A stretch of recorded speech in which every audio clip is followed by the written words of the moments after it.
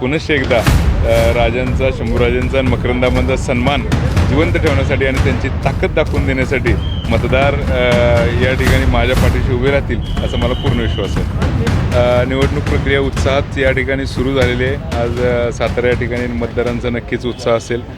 चांगली ट्रिप करून आलेले आहेत, फ्रेश मूडमध्ये असतील आणि या फ्रेश मूडमध्ये नक्कीच परिवर्तनाच्या दिशेने ते मतदान करतील असा मला पूर्ण विश्वास आहे. आणि पुनश्च एकदा राजांचा, शंभूराजांचा आणि मकरंदाबांचा सन्मान जिवंत ठेवण्यासाठी आणि त्यांची ताकद दाखवून देण्यासाठी मतदार या ठिकाणी माझ्या पाठीशी उभे राहतील असा मला पूर्ण विश्वास आहे. ट्रिपचा मोठा असा हे होणार नाही परिणाम. कशाचा? या ट्रिपचा परिणाम कशा? नाही, ट्रिपमुळे उत्साही झालेत, सगळे आनंदी झाले. ट्रिपमध्ये माझ्याच चर्चा होत्या सगळीकडे, काही काळजी करू नका.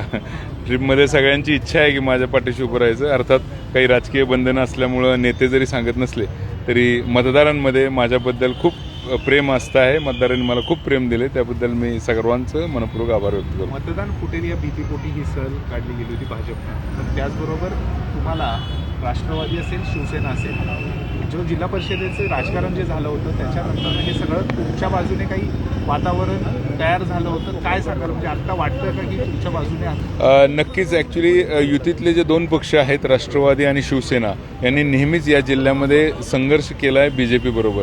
त्यामुळे नक्कीच त्यांच्याविषयी प्रेम या दोन्ही युतीतल्या पक्षांना असण्याची काहीच आवश्यकता नाही. आणि BJPच्या नेत्यांनी वारंवार युतीच्या नेत्यांचा अपमान केलेला आहे, त्यांना वारंवार खाली मान घालायला लावलेली आहे. त्यामुळं साहजिकच त्यांचे सर्व कार्यकर्ते या बाबतीत प्रचंड हे आहेत, चिडलेले आहेत. आणि त्यांची इच्छा आहे की या निवडणुकीतून आपण या नेत्यांचा, या मातीतल्या सुसंस्कारी नेत्यांचा हिसका या गुरमीत असलेल्या नेत्यांना दाखवावा. अशाच नवनवीन अपडेटसाठी आमच्या खबर गावाकडची या चॅनेलला सबस्क्राईब करा. आमचे व्हिडिओ लाईक करा आणि शेअर करा. धन्यवाद.